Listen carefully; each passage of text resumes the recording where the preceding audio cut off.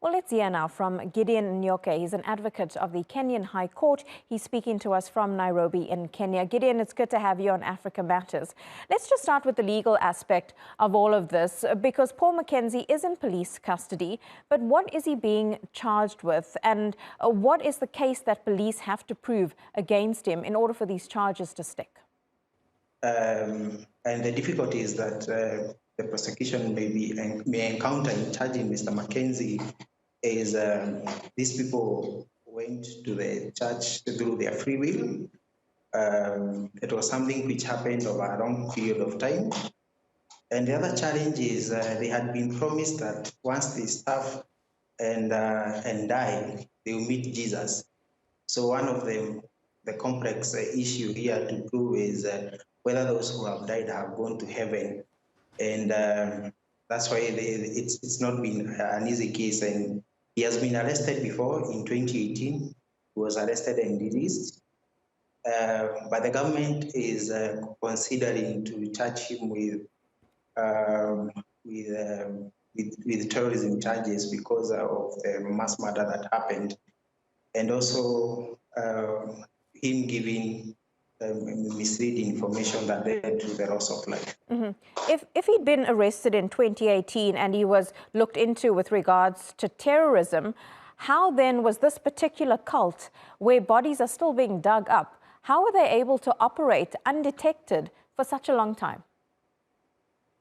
In the village where people have been found, it's an expansive area, 800 acres. So in an area where it's an 800 acres piece of land, it's very easy for people to conduct their activities and unnoticed. But at some point in 2019, the local leaders had raised an issue, and it seems like there was a laxity in the security sector where they never took those issues seriously. And even how this was uncovered is when people reported that some of their kin were missing and some bodies were found in near his homestead, and the police started to investigate. And also one of the members who are the leaders in the church were arrested, and they gave information that there are so many people who have been buried in the expansive piece of land. That's now when we have started to see these things coming out. But the reason why it took time to discover is because the piece of land is an expansive piece of land, and also it's in the village. So he was able to hide his activities. Has the government and the investigation into this, has it been transparent over the last few days? Is there a sense that authorities know what they're searching for, what they're doing, and does the public trust in the process? I think, unlike the previous arrest in 2018, the arrest of Mackenzie and also the investigation that has been undertaken, you can see some seriousness because the Inspector General visited the area, and also the Minister for Internal. There is some seriousness in the matter, and the government is at least now is updating the people, and they have taken a keen interest even in the recovery, and also going into the farm.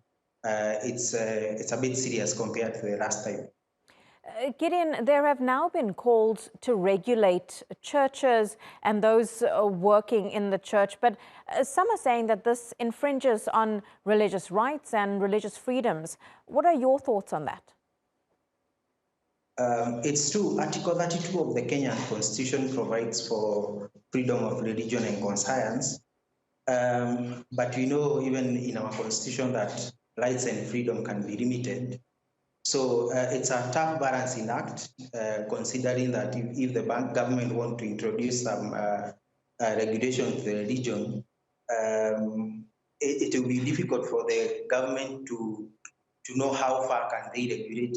But in terms of the messaging and how people register churches, there were some regulations that had been proposed in the previous government. So the government can take up on that by ensuring that those people who who are undertaking to open churches or to undertake religious activities, at least have some they have some background check on them. But also considering now the supremacy of the constitution, the same might be challenged. But there's need for regulation to avoid people abusing other people by giving them hope either to go to heaven or to do something which is harmful to their lives. So there's that challenge, but the government will still need to come up with regulation on either how you open a church, if you go to the, if you mislead people where they will lose rights or their rights will be limited, then they can regulate on that aspect. Gideon, the people who have been rescued from this cult, many of them are saying they still want